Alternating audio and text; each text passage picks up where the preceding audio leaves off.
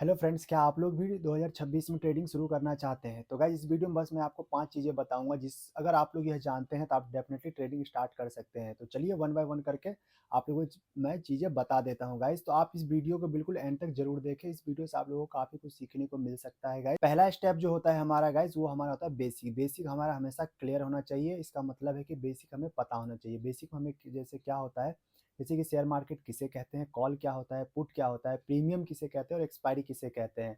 तो चलिए मैं फटाफट आप लोगों को शॉर्ट वे में बता देता हूँ। कॉल कॉल का मतलब होता है कि मार्केट जहाँ से आपने बाई किया वहां से अगर मार्केट ऊपर जाता है तो उसको हम कहते हैं गाइस कॉल, शॉर्ट टर्म में। ठीक है, कॉल का मतलब होता है खरीदना। सेम ये ऑप्शन बाइंग के बारे में मैं गाइस बता रहा हूँ आप लोगों को इंट्राडे में।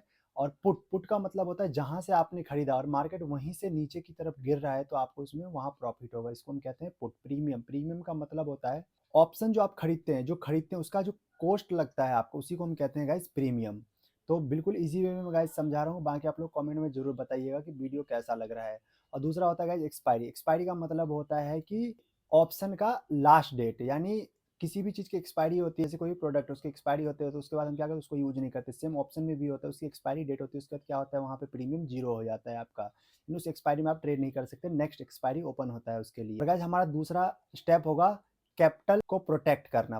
कैपिटल को हम कैसे प्रोटेक्ट करेंगे? मार्केट में आना है मुझे तो पहले क्या करना है, मुझे लर्निंग पर फोकस करना है। दूसरा फिर हम 15 to 20,000 हम अरेंज करेंगे कैपिटल। उसके बाद हमें क्या करना है, दिन का सिर्फ एक ट्रेड लेना है। उसमें हमारा क्या होगा, 1:2 का रिस्क एंड रिवॉर्ड होगा।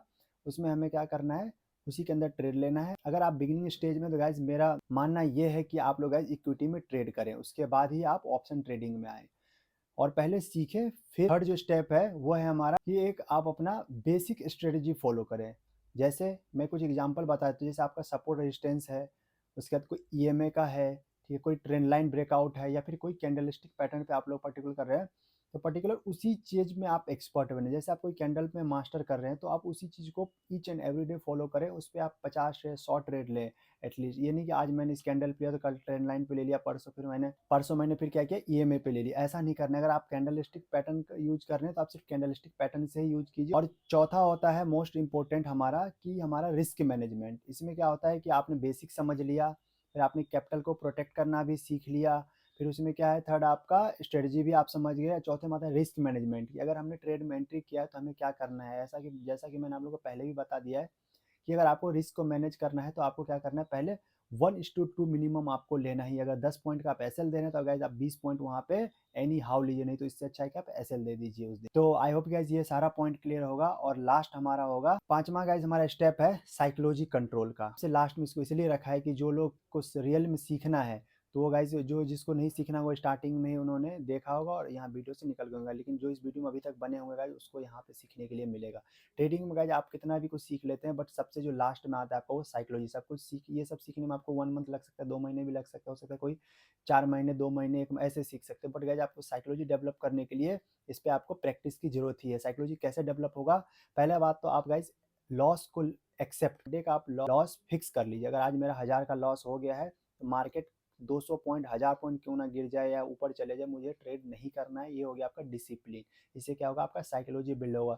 जैसे किसी दिन मार्केट में कोई कोई भी उथल पुथल होता है तो आप अपना ट्रेड में अगर लॉस है या प्रॉफिट है तो वहां से आप क्या करेंगे, उसको मैनेज कर लेंगे। दूसरा है प्रॉफिट लेने के बाद गाइज आपको ओवर कॉन्फिडेंट नहीं होना है। जब मोस्टली ट्रेडर जो होता है, बिगिनर ट्रेडर क्या करते हैं, जब भी उसका प्रॉफिट होता है तो वो क्या करता है, वो उनको उसे वो अंदर से ओवर कॉन्फिडेंस आता है। हमेशा चार्ट देखेगा, ऐसा लगेगा कि यहाँ से मार्केट ऊपर जाएगा, यहाँ से ऊपर आएगा। ऐसा करते एक और ट्रेड ले लेता हूँ, 1000 है इसको 1500 करके बंद कर दूंगा मैं। बट उसमें क्या होता है, आप 1000 को 1500 बनाने के चक्कर में 1000 को 700 बनाते हैं, फिर आपके मन में फोमो क्रिएट हो जाता है, फिर अगेन ट्रेड लेते हैं आप, फिर वो भी आपका 500 पे आ जाता है। फिर मन में आता है कि एक और ट्रेड लेता हूँ लास्ट, फिर उसके बाद या तो ये 500 को मैं जीरो कर दूंगा या तो मैं 500 को जो 1000 था एटलीस्ट वो करके निकल जाता। फिर वो 500 आपका क्या होता है, 1500 आपका जीरो हो जाता है। फिर आपके अंदर फ्रस्ट्रेशन होता है, फिर आप मार्केट से फाइट करने लग जाते हैं गाइज। तो आई होप कि गाइज ये जो सारे पॉइंट बताए हैं आप लोगों को, ट्रेडिंग करना है तो गाइज ये सारा पॉइंट आपको क्लियर होना चाहिए। कहीं पे लिख लीजिए, इस वीडियो को बार बार देखिए। आप लोग और भी कुछ सीखना है, ऐसी सीरीज मैं रोज लाता रहूँगा गाइज आपको सिखाने के लिए। तो आप मेरे इंस्टाग्राम को भी फॉलो कर सकते हैं, यूट्यूब पर गाइज आप सब्सक्राइब कर लीजिए, बाकी टेलीग्राम भी है, वहाँ पे मैं अपडेट देते रहता हूँ गाइज। तो आप इस चैनल को सब्सक्राइब करके रखें, बेल आइकन को जरूर प्रेस कर लें। नेक्स्ट वीडियो में, तब तक के लिए धन्यवाद गाइज।